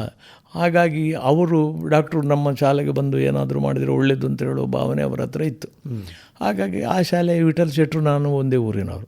ಅಲ್ಲಿ ದಿವಾಕರ್ ರಾಯರ್ ಅಂತ ಒಬ್ಬರಿದ್ದರು. ಅವರು ಸ್ವಲ್ಪ ಜನಸಂಘಕ್ಕೆ ಆ ಕಾಲದಲ್ಲಿ ಹೆಚ್ಚು ಹತ್ತಿರ ಇದ್ದವರು. ಮತ್ತು ಅಲ್ಲಿಯ ಮಾಸ್ಟರ್ಗಳೆಲ್ಲ ಆಗ ಕಾಂಗ್ರೆಸ್ಸಿನಲ್ಲಿದ್ದರು. ಕಾಂಗ್ರೆಸ್ ಫೇವರ್, ಕಾಂಗ್ರೆಸ್ ಅಂತ ಹೇಳಲಿಕ್ಕೆ ಆಗೋದಿಲ್ಲ. ನಾನು ಮತ್ತು ದಿವಾಕರ್ ರಾಯರು ಆ ರೀತಿಯಲ್ಲಿ ಹತ್ತಿರ ಯಾರು ಮಾಡ್ರೂ ಕಾಂಗ್ರೆಸ್ಸೇ. ಆದರೂ ನಮಗೆ ಸಾಹಿತ್ಯ ಮತ್ತು ಸಾಂಸ್ಕೃತಿಕ ಪಕ್ಷ ರಾಜಕೀಯ ಬರಲಿಲ್ಲ. ಇಲ್ಲಿ ಬಂದೆವು. ಇಲ್ಲಿ ನಾವು ಕನ್ನಡ ಸಂಘಕ್ಕೆ ಪುನಃ ನಾನು ಹೀಗೆ ಮಾಡಿದೆ, ವಿಠಲ್ ಶೆಟ್ಟರ್ ಹತ್ರ ಹೇಳಿ ಒಂದು ಮೀಟಿಂಗ್ ಮಾಡುವನ ಅಂತ. ಹಾಗೆ 5 ಶಾಲೆಗಳು, ಬೆಳುವಾಯಿ, ಕಾಂತಾವರ, ಬೋಳ, ಕೆದಿಂಜೆ, ನಂದಳಿಕೆ, 5 ಗ್ರಾಮಗಳ ಎಲ್ಲ ಶಾಲೆಯ ಮಾಸ್ಟರ್ಗಳಿಗೆ ನನ್ನ ಹತ್ರ ಆಗ ಬೈಕ್ ಇತ್ತು. 76, 10 ವರ್ಷ ಆಗಿತ್ತು ನಾನು ಬಂದು. ಒಂದು ಜಾವ ಬೈಕ್ ಇತ್ತು. ಅಲ್ಲಿ ಹೋಗಿ ಈ ಸತೀಶರೆಲ್ಲ ಇದ್ದರು ನನ್ನೊಟ್ಟಿಗೆ, ಸತೀಶ್ ಕುಮಾರ್ ಕೆಮ್ಮಣ್ಣ ಅಂತ, ಅವರು ಒಬ್ಬರು ಮಾಸ್ಟ್ರು, ಈಗ ನನ್ನೊಟ್ಟಿಗೆ ಭಾಳ ಒಡನಾಟದಲ್ಲಿದ್ದಾರೆ. ಅವರನ್ನು ಕರ್ಕೊಂಡು ನಾವು ಹೋದೆವು. ಕಾಡರು ಅಂತ ಇನ್ನೊಬ್ಬರು ಮಾಸ್ಟರ್ಗಳೇ ನನಗೆ ಜೀವಾಳ, ಬೇರೆ ಯಾರು ನಮಗೆ ಇಲ್ಲ. ಯಾಕಂದರೆ ನಮ್ಮ ವೇವ್ ಲೆಂಗ್ತ್ ತುಂಬ ಹತ್ತಿರ ಇತ್ತು. ಹಾಗಾಗಿ ಅಲ್ಲಿ ಹೋಗಿ ಅವ್ರ ಹತ್ರ ಮಾತಾಡಿ ಎಲ್ಲ ಶಾಲೆ ಹೇಳುವಾಗ ಅವರಿಗೂ ಕನ್ನಡ ಸಂಘ ಅಂದರೆ ಏನಂತ ಗೊತ್ತಿಲ್ಲ. ಅಂತೂ ಏನಾದರೂ ಒಂದು ಒಳ್ಳೆ ಕೆಲಸ ಅಂತ ಹೇಳಿ ಮಾಸ್ಟರ್ಗಳೆಲ್ಲ ಬಂದರು. ಆಗ ಒಂದು 29 ಜನ ಬಂದರು ನೋಡಿ ಬೇಲಾಡಿ ಶಾಲೆಗೆ. ಅಲ್ಲಿ ಅದು ಒಂದು ಬೈಲೋ ಎಲ್ಲ ಸಿದ್ಧ ಮಾಡಿದ್ದೆವು. ಅದೆಲ್ಲ ಅರ್ಧಂಬರ್ಧ, ಭಾರಿ ಕರೆಕ್ಟ್ ಅಂತ ಅಲ್ಲ, ಅಷ್ಟು ಅನುಭವ ಇದ್ದಿಲ್ಲ. ಅಂತೂ ಸಾಮಾನ್ಯ ಒಂದು ತೋರಮಟ್ಟಿಂದ ಅಲ್ಲಿ ಇಲ್ಲಿ ಕೇಳಿ ಸ್ವಲ್ಪ ನಾನು ಮಾಡಿದ್ದೆ. ಹಾಗಾಗಿ ಆ ಬೈಲಾಸ್ ಎಲ್ಲ ಇದಾಯಿತು. 5 ಗ್ರಾಮಗಳ ಆಶ್ರಯದಲ್ಲಿ ಇದನ್ನು ಹುಟ್ಟು ಹಾಕೋದು ಅಂತ ಆಯಿತು. 6 ರೂಪಾಯಿ ವಾರ್ಷಿಕ ಚಂದ ಅಂತ ಆಯಿತು. ಹಾಗೆ 6 ರೂಪಾಯಿ ಕೊಟ್ಟು ಒಂದು ಚಂದಾದಾರ ಆಯಿತು. ವಾರ್ಷಿಕ ಚಂದ ಎತ್ತಿ ನಾವು ಒಂದು ಸಂಘವನ್ನು ಸ್ಥಾಪಿಸಿ, ಕನ್ನಡ ಸಂಘ ಕಾಂತಾವರ ಕನ್ನಡ ಸಂಘ ಅಲ್ಲ, ಕನ್ನಡ ಸಂಘ ಕಾಂತಾವರ ಅಂತ ಅದಕ್ಕೆ ಹೆಸರಿಟ್ಟಿದ್ದು. ಅಂದರೆ ಕಾಂತಾವರ ಹೆಡ್, ಉಳಿದ 5 ಗ್ರಾಮಗಳು ಈ ಬಿಳುವಾಯಿಯವರಿಂದ ಹೆಚ್ಚು ಪ್ರಸವ ಸಿಗಲಿಲ್ಲ, ಉಳಿದ 4 ಗ್ರಾಮಗಳಿಂದ ಬಂತು. ಅದನ್ನು ನಾವು ಮಾಡಿದ್ದೇವಲ್ಲ, ಅದನ್ನು ಮಾಡಿ ಅದು ಏನಾಯಿತು ಅಂದರೆ ಪ್ರಾರಂಭ ಆಯಿತು. ಮತ್ತು 15 ದಿವಸ ಮೀಟಿಂಗ್ ಕರೆಯುವಾಗ ಯಾರೂ ಇಲ್ಲ, 4-5 ಜನ ಮಾಸ್ಟರ್ಗಳು ಯಾರೂ ಬರಲಿಲ್ಲ. ದುಡ್ಡು ಕೊಟ್ಟು ಸುಮ್ಮನೆ ಕೂತರು. ನಮ್ಮ ವಿಠಲ ಬೇಲಾಡಿ ಅಂತವರು ಅಥವಾ ಇವ್ರಿಗೆ ಇದೆಲ್ಲ ಆಗಲಿಕ್ಕೆಲ್ಲ ಡಾಕ್ಟ್ರೆ ನೀವು ಬಿಟ್ಟು ಬಿಡಿ ಅಂತ ಹೇಳಿದರು ಅವರು. ಆಗ ಇನ್ನೊಬ್ಬರು ಮಾಸ್ಟರ್ ಹೇಳಿದರು, ಎಷ್ಟು ಮಾತ್ರಕ್ಕೂ ನಾನು ದುಡ್ಡು ವಾಪಸ್ಸು ತಗೊಳ್ಳಿಕ್ಕೆ ಜಗನ್ನಾಥರಾವ್ ಅಂತ ಅವರೊಬ್ಬರು ಭಾರಿ ಕಾನೂನು ಕೋಟಿ ಅವರು. ಕಾನೂನು ಕೋಟಿ ಅಂತ ನಮ್ಮ ತುಳುವಿನಲ್ಲಿ ಒಂದು ಶಬ್ದ ಉಂಟು, ಅಂದರೆ ಸ್ವಲ್ಪ ವಕಾಲತು ಮಾಡುವವರು ಅಂತ ಅರ್ಥ. ಅವ್ರು ಹೇಳಿದರು, ನಾನು ದುಡ್ಡು ವಾಪಸ್ ತಗೊಳ್ಳೋದಿಲ್ಲ, ನೀವು ಸಂಘವನ್ನು ಕಟ್ಟಿದ್ದೀರಲ್ಲ, ನೀವು ಕಟ್ಟಲೇಬೇಕು ಹೇಳಿದರು. ಅದನ್ನು ಚಾಲೆಂಜ್ ತಗೊಂಡೆವು ನಾವು. ಕಾಡರು, ಸತೀಶರು ಎಲ್ಲ ಕೂತು ಬೈಕಿನಲ್ಲಿ ಹೋಯಿತು. 25 ರೂಪಾಯಿಯ ವಾರ್ಷಿಕ ಮೆಂಬರ್ಸ್ಗಳನ್ನು ಒಂದು 100 ಜನರನ್ನು ಮಾಡಿದೆವು. ಇದು ಲೈಫ್ ಮೆಂಬರ್ಶಿಪ್. ವಾರ್ಷಿಕ ಮೆಂಬರ್ಸ್ಗಳನ್ನು ದುಡ್ಡಾಯ್ತಲ್ಲ, ದುಡ್ಡು ಒಂದು 2-3 ಸಾವಿರ ರೂಪಾಯಿ ಆದ ಕೂಡಲೇ ನಮಗೊಂದು ಮರಳು ಹಿಡಿಯಿತು. ಸುಬ್ರಾಯ ಚೊಕ್ಕಾಡಿಯವರು, ಮುರಳೀಧರ ಉಪಾಧ್ಯಾಯರದ್ದೆಲ್ಲ ಟಚ್ ಇತ್ತು. ಹಾಗಾಗಿ ದಕ್ಷಿಣ ಕನ್ನಡ ಕಾವ್ಯ ಅಂತ ಒಂದು ಮಾಡುವ ಆಂಥಾಲಜಿ. ಅದರ ಮುಂಚೆ ಇದನ್ನು ಉದ್ಘಾಟನೆ ಮಾಡಿದ್ದು ಎಸ್ ವಿ ಪರಮೇಶ್ವರ ಭಟ್ರು. ಹೌದು, ಅದು ಶಾಲೆಯಲ್ಲಿ ಒಂದು ಮಾಡಿದ, ಅದು ಮೊದಲೇ ಆಗಿತ್ತು. ಅದು ಹೌದು, ಅದು ಇದಾದ ಕೂಡಲೇ ಒಂದು ಉದ್ಘಾಟನೆ ಮಾಡೋದು ಅಂತ ಆಯಿತು. ಉದ್ಘಾಟನೆ ಬೇಲಾಡಿ ಶಾಲೆಯಲ್ಲೇ ಮಾಡಿದ್ದು. ಅದಕ್ಕೆ ಜನ ಸಿಕ್ಕಾಪಟ್ಟೆ ಸೇರಿದರು. ಅದು ಎಂಥದ್ದಂತ ಗೊತ್ತಿಲ್ಲ. ಅದು ಕನ್ನಡ ಸಂಘದ ಕಾರ್ಯಕ್ರಮ ಅಂತಲ್ಲ, ನಾಟಕ ಉಂಟು. ಈಗ ಉದ್ಘಾಟನೆ ಆದ ಕೂಡಲೇ ಒಂದು ನಾಟಕ ಬೇಕಲ್ಲ, ಕೂಡಲೇ ಬೇಡ, ಈ ವರ್ಷ ನಾಟಕ ಮಾಡಿರೋದು ಪ್ರೋತ್ಸಾಹ ಆಯಿತು. ಅಲ್ಲ, ಪರಮೇಶ್ವರ ಭಟ್ರು ಅಲ್ಲೇ 2 ಬೆಂಚನ್ನು ಸೇರಿಸಿ ಮಲಗಿ ಮರುದಿವಸ ಬೆಳಿಗ್ಗೆ ಬಸ್ ಹಿಡಿದು ಬಂದರು ಅಂತ ಕೇಳಿ. ಪರಮೇಶ್ವರ ಭಟ್ರು ವಾಸ್ಕೋ ಡ ಗಾಮ ಇಂಡಿಯಾಕ್ಕೆ ಬಂದಾಗೆ ಅಲ್ಲಿಂದ ಮಂಗಳೂರಿಂದ 4:30 ಗಂಟೆಗೆ ಕೂತವರು 7:30 ಗಂಟೆಗೆ ಅದು ಒಂದೇ ಬಸ್, ಅದರಲ್ಲಿ 3 ಗಂಟೆ ಕೂತು 7:30 ನಮಗೆ ಪುಕ್ಕು ಬರ್ತಾರಾ ಇಲ್ವ ಅಂತ ಅಂತೂ ಬಂದು ಅದ್ಭುತ ಭಾಷಣ ಮಾಡಿದರು. ಮತ್ತು ಅಲ್ಲಿಯ ಸ್ಥಳದಲ್ಲಿಯೇ ಪದ್ಯವನ್ನು ಕಟ್ಟಿದರು. ಕಾಂತಾವರಮ್ಮ ಹಾಗೆ ಹೀಗೆ ಅಂತೇಳಿ, ಅದು ಎಷ್ಟು ಚಂದ ಅಂತ ಹೇಳಿಕ್ಕೆ ಸಾಧ್ಯ ಇಲ್ಲ. ಜನಕ್ಕೆ ತಲೆ ತಿರುಗಿತು. ವಿಠಲ ಮಾಸ್ಟ್ರಿಗೆ, ಅಲ್ಲಿದ್ದ ಮಾಸ್ಟ್ರುಗಳಿಗೆ ಅಥವಾ ಬಾಕಿ ಮಾಸ್ಟ್ರು ಬಂದವರಿಗೆಲ್ಲ ಇದು ಭಾಳ ಒಂದು ಅದ್ಭುತ ಕೆಲಸ ಅಂತ ಹೇಳಿ ಕಂಡಿತ್ತು. ಹಾಗೆ ಇಂಡೈರೆಕ್ಟಾಗಿ ಮಾಸ್ಟ್ರುಗಳಿಗೆಲ್ಲ ಇದು ಒಳ್ಳೆ ಕೆಲಸ ಅಂತ ಕಂಡಿತ್ತು. ಜನಸಾಮಾನ್ಯರದ್ದು ಬಿಡಿ, ಅವರದ್ದು ವಿರೋಧ ಇದ್ದಿಲ್ಲ. ಆ ಸಭೆಯಲ್ಲಿ ಕೆಲವರು ಎನ್ನೆಲ್ಲ ಒಂದು 25 ರೂಪಾಯಿ ಉಪ್ಪಾಡು ಅಂಥೇಳಿ ಲೈಫ್ ಮೆಂಬರ್ಶಿಪ್ಪನ್ನು ಕೊಟ್ಟವರು ಇದ್ದಾರೆ. ಯಾಕಂದರೆ ಜನರ ಮನಸ್ಸು ದೊಡ್ಡದು, ಅವರಿಗೆ ಅದರ ಆಕರ್ಷಣೆ ಇಲ್ಲ ಇದ್ದರೂ ಏನೋ ಒಂದು ಒಳ್ಳೆ ಕೆಲಸ ಮಾಡ್ತಿದ್ದರೆ ಅದಕ್ಕೆ ನನಗೆ ಇಷ್ಟವರೆಗೆ ನನ್ನ ಲೈಫಿನಲ್ಲಿ ನಾನು ಸಂತೋಷಪಟ್ಟದ್ದು. ಯಾಕಂದರೆ ಒಳ್ಳೆ ಕೆಲಸ ಮಾಡೋದಕ್ಕೆ ಜನ ಸ್ಪಂದಿಸ್ತಾರೆ, ನೆಗೆಟಿವ್ ಕಾಲು ಎಳೆಯುವುದೇ ಇಲ್ಲ. ನನಗೆ ಕಾಂತಾವರದಲ್ಲಿ ಯಾರೂ ಕಾಲು ಎಳೆದವರು ಇಲ್ಲ. ಈ ಹಿನ್ನೆಲೆ ಈ ವಿಷಯ ಹೌದು. ಬೇರೆ ರಾಜಕೀಯದ್ದು ಬಿಡಿ, ಅದು ರಾಜಕೀಯ ಅಂದರೆ ಈ ರಾಜಕೀಯ ಅಲ್ಲ, ಬೇರೆ ರಾಜಕೀಯದ್ದು. ಹಾಗಾಗಿ ಅದು ಅಲ್ಲಿ ನೀವು ಹೇಳಿದಾಗ ಅದು ಬಿಟ್ಟೋಯ್ತು. ಪರಮೇಶ್ವರ ಭಟ್ರು ಮಾಡಿದರು. ಹಾಗೆ ಆ ಕನ್ನಡ ಸಂಘ ಒಂದು ಎಲ್ಲ ಶಾಲೆಗಳಲ್ಲಿ 76ರಲ್ಲಿ ನೀವು ಅದನ್ನು ಮಾಡಿದೆ. ಅದರ ಮೊದಲ ಭಾಷಣ ಮಾಡಿದ್ದು ಕಾಂತಾವರ ಬೀದಿ ಶಾಲೆಯಲ್ಲಿ, ಅಂದರೆ ನಮ್ಮ ಆಸ್ಪತ್ರೆ ಪಕ್ಕದಲ್ಲಿ ಪೆರ್ಲ ಕೃಷ್ಣ ಭಟ್ರು. ಹೌದಾ? ಅವ್ರು ಬಂದು ಒಳ್ಳೆಯ ಮೊದಲ ಭಾಷಣ ಅವರದ್ದು. ಆನಂತರ ಎಲ್ಲರನ್ನೂ ಕಲಿಯೋಕ್ಕೆ ಶುರು ಮಾಡಿದ್ವಿ, ಎಲ್ಲ ಶಾಲೆಗಳಲ್ಲೂ ಮಾಡಿದ್ವಿ. ನೀವು ಪ್ರಿನ್ಸಿಪಾಲರಾಗಿದ್ದ ಶಾಲೆಯಲ್ಲಿ ಬೆಳ್ಮಣ್ಣಿನಲ್ಲಿ ಗೋವಿಂದಾಚಾರ್ಯರನ್ನೇ ಕರೆಸಿದ್ದೇವೆ. ಅವರು ಅಮೇರಿಕಕ್ಕೆ ಹೋಗಿ ಬಂದಿದ್ದರು. ಆಗ ಅಲ್ಲಿ ಅವರು ಅದ್ಭುತವಾದ ಒಂದು ಭಾಷಣ ಕೊಟ್ಟರು ಗೋವಿಂದಾಚಾರ್ಯರದ್ದು. ಅವರು, ನಾನು ಹುಡುಗ ಅಂತ ಅವರು ಕಡೆಗಣಿಸಲಿಲ್ಲ, ತುಂಬ ಚೆನ್ನಾಗಿ. ಕಿಂಜಂಡರಿಗಳು ಬಂದಿದ್ದಾರೆ. ನಿಮ್ಮ ಶಾಲೆಯಲ್ಲಿ ಆಗಿತ್ತು, ನಂದಳಿಕೆ ಶಾಲೆಯಲ್ಲಿ ಆಗಿತ್ತು, ಮತ್ತು ಕೆದಿಂಜೆ ಶಾಲೆಯಲ್ಲಿ ಆಗಿತ್ತು, ಬರೆಬೈಲಲ್ಲಿ ಆಗಿತ್ತು. ಹೀಗೆ ಈ ಶಾಲೆಗಳಿಗೆ ಸಾಹಿತಿಗಳನ್ನು ಮಾಡಿಸಿದೆವು. ಅದು ಒಂದು 3-4 ವರ್ಷ ನಡೆಯಿತು. ಆ ನಂತರ ಕಷ್ಟ ಆಗಲಿಕ್ಕೆ ಶುರುವಾಯಿತು. ಅದು ಕಷ್ಟ ಅಂದರೆ ಅಲ್ಲಿ ಸ್ಥಳೀಯ ಮಾಸ್ಟ್ರುಗಳು ನಾನು ಹೋದರೆ ಬೇಡ ಹೇಳ್ತಿದ್ದಿಲ್ಲ, ಅವರಿಗೂ ಕಷ್ಟ ಇರ್ತಿದ್ದು. ಯಾಕಂದರೆ ನಮ್ಮ ಹತ್ರ ದುಡ್ಡಿಲ್ಲ, ಬಂದವರಿಗೆ ಒಂದು ಟಿಫಿನ್ ಕೊಡಬೇಕು, ಮತ್ತು ಅಲ್ಲಿ ಕೆಲವು ಶಾಲೆಗಳಲ್ಲಿ ಮೈಕ್ ಗೀಕೆಲ್ಲ ಇದ್ದಿಲ್ಲ, ನೋಡಬೇಕು ಬಂದವರಿಗೆ. ಈಗ ನೋಡಿ, ಗೋವಿಂದಾಚಾರ್ಯರು ಕಾರಿನಲ್ಲಿ ಬಂದರು, ಕಾರು ಶಿವಾಯಿ ಬರ್ತಿದ್ದಿಲ್ಲ. ಆಗ ಅವರು ನಮ್ಮ ಹತ್ರ ಎಲ್ಲ ದುಡ್ಡಿನ ನಿರೀಕ್ಷೆಯಲ್ಲಿದ್ದಿಲ್ಲ. 50-100 ಕೊಟ್ಟರು, ಇರಲಿ ಮಗು ಅಂತೇಳಿ ಕೊಟ್ಟು ಹೋಗೋರು. ಎಲ್ಲರೂ ಕಾರು ಕುದುರೆಯಲ್ಲಿ ಇಲ್ಲದವರು ಬಸ್ಸಿನಲ್ಲಿ ಬಂದವರು ಧರ್ಮಕ್ಕೆ ಬಂದು ಭಾಷಣ ಮಾಡಿ ಅಂದರೆ ಮಾಡ್ತೇವೆ. ಅದನ್ನು ಈ ಮಾಸ್ಟ್ರುಗಳು ಬೇರೆ ಮಾಡಬೇಕಿತ್ತು. ಅಲ್ಲಿ ಉಳಿದ ಖರ್ಚುಗಳು, ಒಂದು ಫೋಟೋ ಬೇಕಿತ್ತು, ಒಂದು ಆಮಂತ್ರಣ, ಸಣ್ಣದಾದರೂ ಒಂದು ಆಮಂತ್ರಣ ಬೇಕಿತ್ತು. ಅದನ್ನೆಲ್ಲ ನಾನು ಯಾರ ಥರ ಬೇಡಿ ಮಾಡಿಸ್ತಿದ್ರು. ಅಲ್ಲಿ ಸ್ಥಳೀಯ ಖರ್ಚುಗಳಿತ್ತಲ್ಲ, ನಮ್ಮ ಕಂಡೀಷನ್ ಹಾಗೆ, ನಾವು ವರ್ಷಕ್ಕೂ 1-2 ಮಾಡೋದು, ನೀವು ಮಾಡಬೇಕಂತ. ಮಾಸ್ಟ್ರುಗಳು ಕೆಲವರು ಉತ್ಸಾಹದಿಂದ, ಹೆಡ್ ಮಾಸ್ಟ್ರು ಮತ್ತೆ ಸುಧಾರಿಸ್ತಿದ್ರು. ಆದರೆ ನಮಗೂ ಉತ್ಸಾಹ ಕಡಿಮೆ ಆಯಿತು, ಅವರಿಗೂ ಉತ್ಸಾಹ ಕಡಿಮೆ ಆಯಿತು. ನಾವು ಮತ್ತೆ ಅದನ್ನು ಬೇಲಾರಿಡಿಯಲ್ಲೇ ಸೆಂಟ್ರಲೈಸ್ ಮಾಡಿದೆವು. ಅಲ್ಲಿ ನಮ್ಮ ಮಾಡ್ರಿದ್ದರು, ಮಾಸ್ಟ್ರುಗಳಿದ್ದರು, ಅದು ಅದರ ಪಾಡಿಗೆ ನಡೆಯಿತು. ಮಧ್ಯದಲ್ಲಿ ಇದೊಂದು ನಡೆಯಿತು. ಆಗ ನೀವು ವಿದ್ಯಾರ್ಥಿ, ನಿಮ್ಮ 76ನೇ ಇಸವಿಯಲ್ಲಿ ದಕ್ಷಿಣ ಕನ್ನಡ ಕಾವ್ಯ ಅಲ್ಲಿ ನಿಮ್ಮ ಹೋಟೆಲಿನ ಪಕ್ಕದಲ್ಲಿ, ನಿಮ್ಮ ತಂದೆಯವರ ಹೋಟೆಲ್ನ ಪಕ್ಕದಲ್ಲಿ, ಆಗ ನೀವು ಅಲ್ಲಿ ಬರ್ತಿದ್ರಿ. ಆ ಪ್ರೂಫನ್ನೆಲ್ಲ ನೋಡಿ ನಿಮಗೆ ಒಳ್ಳೆ ಹೆಸರಿತ್ತು. ಇಂಥ ಹೆಸರು ಎಲ್ಲ ಬಂದು ಅಲ್ಲಿ ಮುದ್ರಣಕ್ಕೆ ಬರ್ತಿದ್ದೆ ಇದೀವಿ. ನೀವು ಆಗ ಭಾಳ ಲೆವೆಲ್ ಒಳ್ಳೆಯ ಒಂದು ಸಂಕಲನ, ಆಂಥಾಲಜಿ ದಕ್ಷಿಣ ಕನ್ನಡ ಕಾವ್ಯ ಅಂತ. ಅದು ನಾವು ಮಾಡಿದ ಮೊದಲ ಒಂದು ಅಚೀವ್ಮೆಂಟು. ಅದಕ್ಕೆ ಅದು ಇಡೀ ರಾಜ್ಯದ ಗಮನ ಸೆಳೆಯಿತು. ಸಂಕಲನದ ಮೂಲ. ಆಗ ಸುಧಾದಲ್ಲಿ ವಿಮರ್ಶೆ ಬರ್ತಿತ್ತು. ನಮ್ಮ ವಿಮರ್ಶೆ ಅಂತ ಅಲ್ಲ ಹೇಳಿ, ಪುಸ್ತಕ ವಿಮರ್ಶೆ ಬರ್ತಿತ್ತು. ನಮ್ಮ ಕಣವಿಯವರೇ ಅದನ್ನು ಬರೆದಿದ್ದರು. ಒಳ್ಳೆ ಎಲ್ಲ ಶೇಷಕರಾಯರು ಬರೆದಿದ್ದರು. ಇದು ಎಲ್ಲ ಜಿಲ್ಲೆಗಳಲ್ಲಿ ಆಗಬೇಕಂತ, ಮತ್ತು ಯಾರು ಜಿಲ್ಲೆಗಳಲ್ಲಿ ಮಾಡಲಿಲ್ಲ. ಆದರೆ ಮತ್ತೆ ಮುಂದಿಂದ ಹೇಳ್ತೇನೆ ನಾನು, ಅಂಥದ್ದೇ ಒಂದು ಎಂಥಾಲಜಿಯನ್ನು ನಾವು ಬೆಳ್ಳಿ ಹಬ್ಬದ ಸಮಯದಲ್ಲಿ 2021ರಲ್ಲಿ ಮಾಡಿದೆವು. ಅದರ ಸಂಪಾದಕರಾಗಿ ನಿಮ್ಮನ್ನೇ ಮಾಡಿದೆವು. ಅದು ಇನ್ನೂ ಒಳ್ಳೆ ಅವಕಾಶ ಕೊಟ್ಟರೆ, ಅವಕಾಶ ದಕ್ಷಿಣ ಕನ್ನಡದ ಶತಮಾನದ ಕಾವ್ಯ ಅಂತ ನಿಮ್ಮ ಸಂಘಕ್ಕಾಗಿ ನಾನು ಮಾಡಲಿಕ್ಕೆ ಒಂದು ಅವಕಾಶ ಆಯಿತು. ಆ ಮೂಲಕ ನಾನು ಸಾಕಷ್ಟು ಬೆಳೆದೆ. ಬೆಳೆದದಂದರೆ 76ರಲ್ಲಿ ಮಾಡುವಾಗ ಅಂದಾಗ 25 ವರ್ಷ ದಾಟಿ ಹೋಗಿತ್ತು. ನೀವು ಸಾಕಷ್ಟು ಕೆಲಸ ಮಾಡಿ ಜನಾಂತರಂಗ ಪತ್ರಿಕೆಯಲ್ಲಿ ಸಂಪಾದಕರಾಗಿ, ಆನಂತರ ವೈಯಕ್ತಿಕವಾಗಿಯೂ ಬೇರೆ ಬೇರೆ ಕೆಲಸಗಳನ್ನು ಮಾಡಿ ನೀವು ಬರೆದಿದ್ದೀರಿ. ಮತ್ತು ದಕ್ಷಿಣ ಕನ್ನಡದ ಕಾವ್ಯ, ಶತಮಾನದ ಕಾವ್ಯ ನೀವು ಮಾಡಿದಿರಲ್ಲ, ಅದು ಸಂಘಕ್ಕೂ ದೊಡ್ಡ ಹೆಸರು ತಂತು, ನಿಮಗೂ ಹೆಸರು ತಂತು. ಅದರ ಕೆಲಸ ನೋಡಿ ಪುತ್ತೂರು ಕರ್ನಾಟಕ ಸಂಘದವರು ನಿಮ್ಮ ಹತ್ರ ಶತಮಾನದ ಕಥೆಗಳು ಅಂತ ಹೇಳಿ ಮಾಡಿಸಿದ್ರು. ಅದು ನಿಮಗೆ ಆ ನಂತರ ನನಗೆ ಮಾತ್ರ ಅಲ್ಲ, ನಿಮ್ಮ ಸಂಘ ಇದೆಯಲ್ಲ, ಅದು ತುಂಬ ಜನರಿಗೆ ನೀವು ವೈಯಕ್ತಿಕವಾಗಿಯೂ ಕೂಡ ಮತ್ತು ನಿಮ್ಮ ಸಂಘದ ಮೂಲಕವೂ ಸಾಕಷ್ಟು ಜನರಿಗೆ ನೀವು ಒಂದು ಪ್ರೇರಣೆಯನ್ನು, ಪ್ರೋತ್ಸಾಹವನ್ನೆಲ್ಲ ಕೊಟ್ಟಿದ್ದೀರಿ. ಸಂಘ ಭಾಳ ಒಳ್ಳೆಯ ಕೆಲಸ. ನಮ್ಮ ಇಡೀ ಜಿಲ್ಲೆಯಲ್ಲಿ ನಿಮ್ಮ ಕಾಂತಾವರ ಕನ್ನಡ ಸಂಘ ಇದೆಯಲ್ಲ, ಇದು ನಮಗೆಲ್ಲ ಒಂದು ಕೇಂದ್ರ ಇದ್ದಾಗೆ ಈಗಲೂ ಕೂಡ.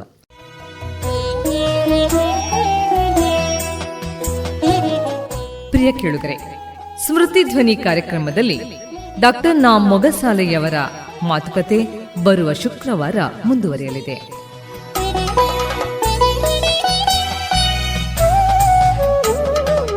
ಇದುವರೆಗೆ ಸ್ಮೃತಿ ಧ್ವನಿ ಮನದಾಳದ ಮಾತನ್ನು ಮಾಲೆಯಾಗಿಸಿದ ಸ್ಮೃತಿ ಚಿತ್ರದ 3ನೇ ಭಾಗ ಆಲಿಸಿದಿರಿ.